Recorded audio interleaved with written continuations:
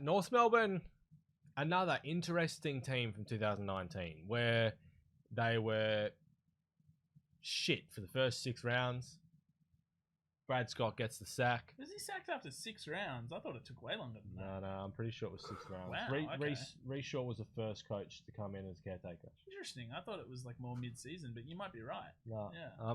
I'm fairly confident it was after 6 rounds Okay. because they I think they lost the first 4, Yeah. won one, And then lost, yeah. and then he was gone. Yeah. Something like that. Anyway, And then they won the game, Might but have he been was round. allowed Yeah, I think round 7 was Reece Shaw's first game. They won his farewell game. They allowed him a farewell game, and they won that, and then went on a roll.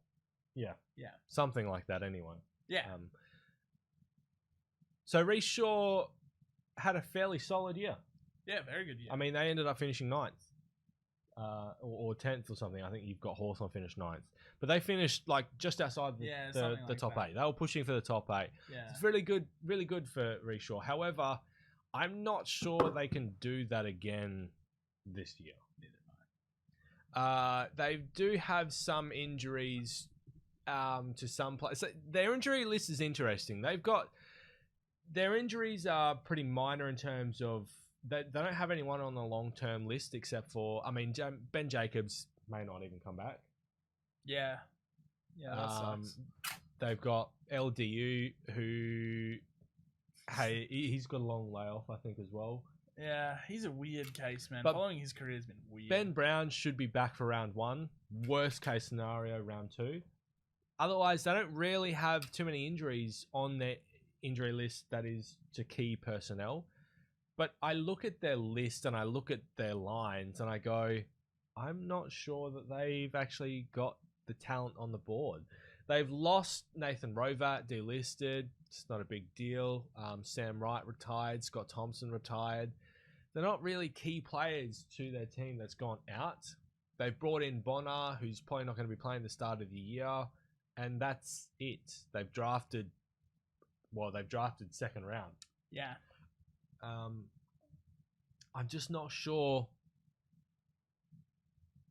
Well, they've effectively gone for the exact same list as what they had last year. Yeah, and they were kind of tangled into that, whether it was salary cap or just no one really wanting to be traded. Yeah, but I'm not sure that the list that they had last year can improve this year. No, I don't think. I'm with you on that call. Where do you sort of have them finishing? What's your expectation? I actually have them finishing on both of my ladders in 17th. Yeah. I have them dropping down. That's fair. But I don't think that's going to be necessarily a bad thing for Reece Shaw. I know we were talking last year when they had signed him up before the season even ended. If he tanks it and it just goes to shit, that's going to be really bad for them. Yeah, I don't actually think that's going to be the case. Yeah, I don't think that's going to be the case. I think this is Grace year. Next year is the year that if it happens again next year, if it happens this year and it happens again next year, that's going to be really bad. But if they do end up finishing 17th, I don't think it's the end of the world. But I do think it will put some unneeded pressure on Reece Shaw if that happens. Yeah, I think that with the Roos, there's such a lack of quantity of good young kids coming through. Like, the ones they have aren't terrible, but there's so few of them. And that's mostly because their never list bottom out. was compromised because they didn't bottom out. When they needed to bottom out. Exactly. And I think if they do bottom out for even 2 to 3 years in a row, it's not going to be a bad thing for their club, but it may very well be a bad thing for Reece Shaw. Yeah. I had them 16th on my ladder, I believe. So only the one same. spot above you. I just don't... I'm very uninspired. I often think, and this may be flawed because obviously there's 22 players on a football field, but I often look at it and go, who's your best player? And how far can that player take you? I see, it's very interesting. I go, who's your best 5 players? Yeah. And then your team is structured around your best 5 players. Which is probably a better way to do it, but even for me to keep it as simplistic as who is your best... Can Ben Cunnington... I think you've got a bit of bias because of Fremantle. Fremantle have had one... outstanding star for so long. Star, yeah. But in saying that, well, that's probably why they've been so mediocre as well. Exactly, yeah. So that could be right. But I think... Yeah, with North, I look at it, I go, how far can Ben Cunnington take you when push comes to shove? Like, you look at Richmond and it's like Dusty Martin just coasts until he needs to do something.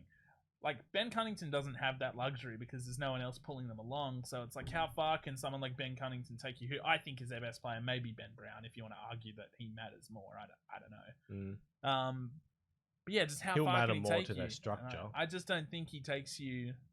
I don't think a midfield where you sit there and go, "Hey, Ben Cunnington's our best midfielder," takes you very far. Yeah, no, that's fair. What about you, Joel? What are your thoughts on North? Yeah, that sounds like That's The uninspiring. silence says everything. Again, like I know Cunnington, Seasl, and Brown are good, but outside, like again, mediocrity. Forget about Zeeble. Yeah, so do I. I mean, I think rushing into get another coach, like yeah, they turned it around, but what happens if it's just I'm gonna say they like 11th or something, just because I think they'll win the games they should win and lose the games that they shouldn't. Lose the games that they shouldn't win. You know what I mean? Like they're just gonna be flat average. If they end up with 11-11, I'm like, yeah, that sounds about right.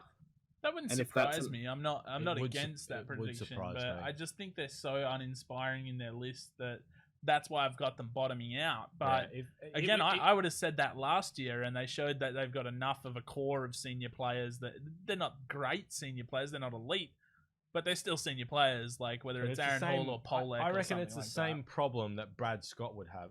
If Yeah, Reece Shaw doesn't bottom this team out, Reece Shaw is going to have the same problem that Brad Scott had, in that this team stays in that 12th to 7th range, to be admirably competitive without actually because going that's what anywhere. Brad Scott did. Brad Scott, how many times did Brad Scott finish in 6th, 7th, or 8th, but still make a prelim? Yeah. Like, don't get me wrong, that's a testament to his coaching ability, but it does nothing for the team's longevity. Yeah, it and in those prelims they would get smoked. I feel like it would be the smarter idea to play the kids, right? Tank, Yeah, get some bottom draft picks, then come back up. Yeah. Because I feel like if you just constantly every year finishing the middle of the pack, you will stay forever in the middle of the pack. the club needs to make sure they hit on those draft picks if they get them though. Like Luke LDU was their most recent one. He was pick 4, and not much went down there. Like, I mean, he's been uninspiring compared to the players that were drafted around him. While not lighting the world on fire, have all played consistent games. When you think it was Rayner, Brayshaw, Dow, Chera, they've at least had continuity in getting games. Yeah. So they need to make sure that if they're going to bottom out, they do something with that draft pick. Yeah. So 16th for me, 17th for you, For me. and then 11th And for 11th. Joel. Yeah. All right, we will wait and see on that one. It would genuinely surprise and shock me if they finished above the bottom 4. Yeah, okay. I wouldn't be shocked, but I can see what you're saying. Yeah.